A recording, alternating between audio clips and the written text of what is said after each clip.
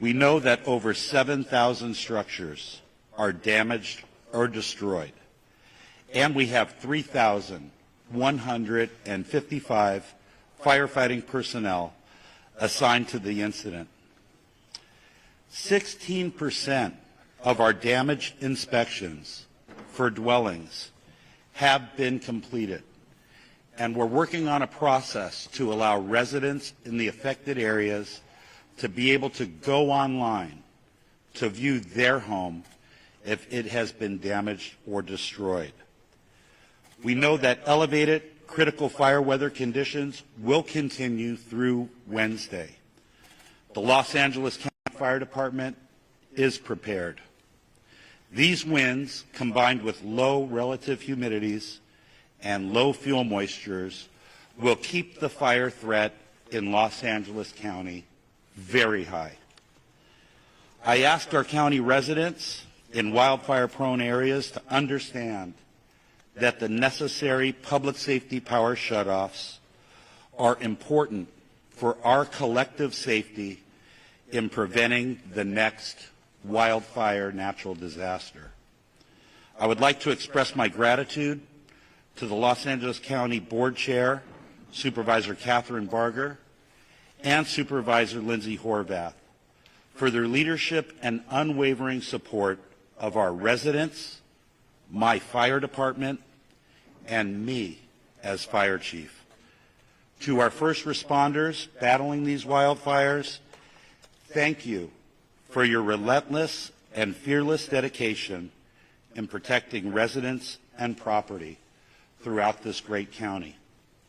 And finally, to all LA County residents, please be assured that we will continue to battle these wildfires from the air and on the ground until they are fully contained.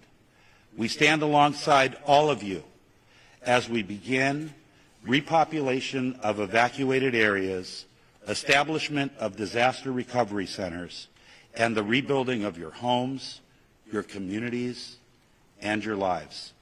I would now like to introduce my trusted partner in public safety, LA City Fire Chief Kristen Crowley.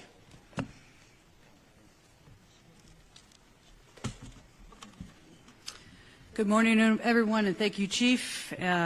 Here we are, so good morning. Yesterday, I spent the day in the Palisades community and visited a number of our fire stations, Fire Station 23 and Fire Station 69, and had the opportunity to talk with our members who were the first on scene at the Palisades fire. Even without running water, gas, or electricity, your LAFD firefighters are doing everything they can to help the community. Although it was devastating to see firsthand the destruction of this fire, it is tremendously uplifting to see the outpour of support from all over Los Angeles region. There are donations of food, water, supplies literally spilling over and out into our local fire stations that have become hubs for all of us to grieve, to have a warm meal, and to also gather together and support one another. Your LAFD firefighters and everybody involved in these active fire incidences will continue to work relentlessly around the clock. I will now provide a brief update on the two active fires that are burning within the city of Los Angeles. Palisades Fire. Air and ground crews worked tirelessly overnight with favorable wind conditions to prevent further spread into the Mandeville Canyon area.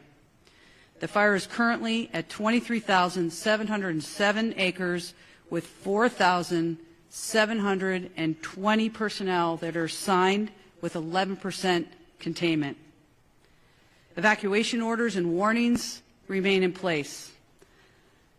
I know this is incredibly frustrating, but I would like to understand it. I'd like to express and explain the why.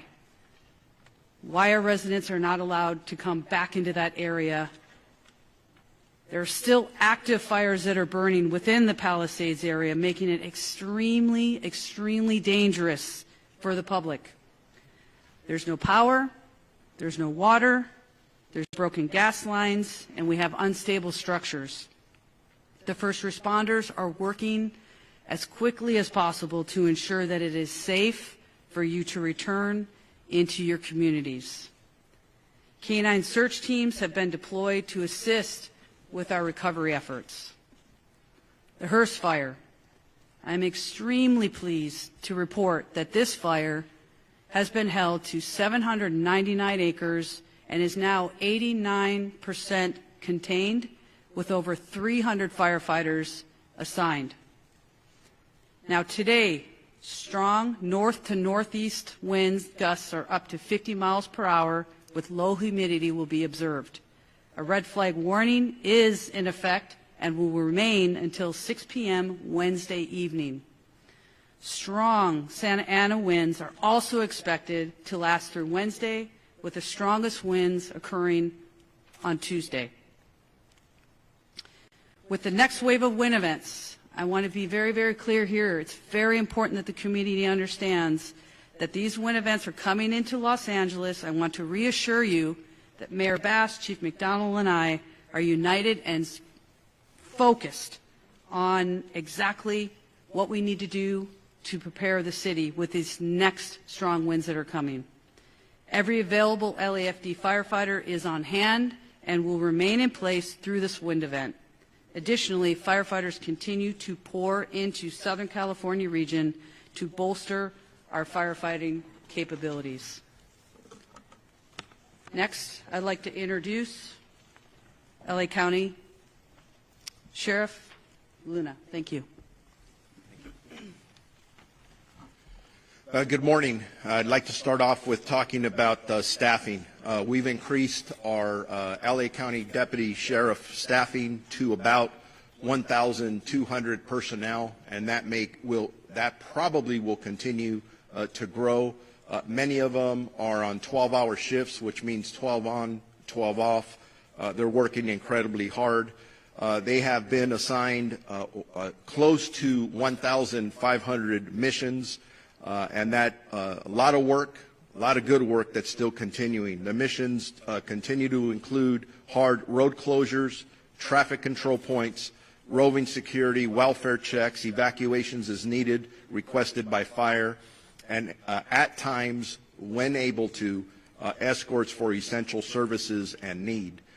We also have assigned at least 60 California Highway Patrol officers, split up for us, some at the Eaton Fire location, others at the Palisades location. I personally like to thank Commissioner Sean DeRee, who I will be meeting with. He's coming down here to thank him for his incredible help. National Guard deployment is still at approximately 400. They're assisting the following agencies: the Los Angeles County Sheriff's Department, the Los Angeles Police Department, the California Highway Patrol, Pasadena, Santa Monica, Arcadia, Azusa, and Sierra Madre. Yesterday, I submitted additional requests for more National Guard assistance, specifically to the Los Angeles Police Department and the LA County Sheriff's Department. So I'm hoping that you'll see additional National Guard personnel arriving today. I will be meeting with one of their very high-ranking executives later today. Evacuations for the Palisades and Eaton fires. These numbers are for both county and city area.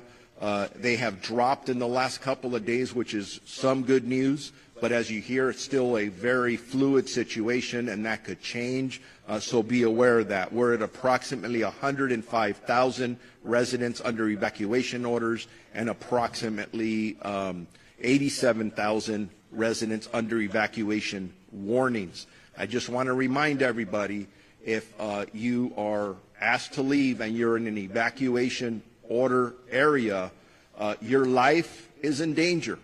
You need to leave. I know, and it's been stated already, a lot of our residents are trying to get back, and they're frustrated. I stopped by several checkpoints, both in Altadena and Malibu yesterday. I personally listened to residents, please let me back in. So I'm just going to say this. In driving around some of these areas, They literally look like war zones. There are down power poles, electric wires. There are still some smoldering fires. It is not safe. The minute it is safe, we understand the inconvenience, and every conversation we're having about evacuations, that depopulation conversation is continuously coming up. We do care. We want to get you back into your homes, but we can't allow that until it is safe for you to do so. In regards to arrest and criminal activity, we had several more arrests overnight, bringing our total to approximately, I'm going to say approximately because we're still trying to reconcile numbers, about 29, 25 in the Eaton Fire area, and 4 in the Palisades area. I'm going to guess that Chief McDonald may talk about this, but when I was out there in the Malibu area, I saw a gentleman that looked like a firefighter, and I asked him if he was okay because he was sitting down. I didn't realize we had him in handcuffs. We were turning him over to LAPD because he was dressed like a fireman, and he was not. He just got caught burglarizing a home. So those are issues that our frontline deputies and police officers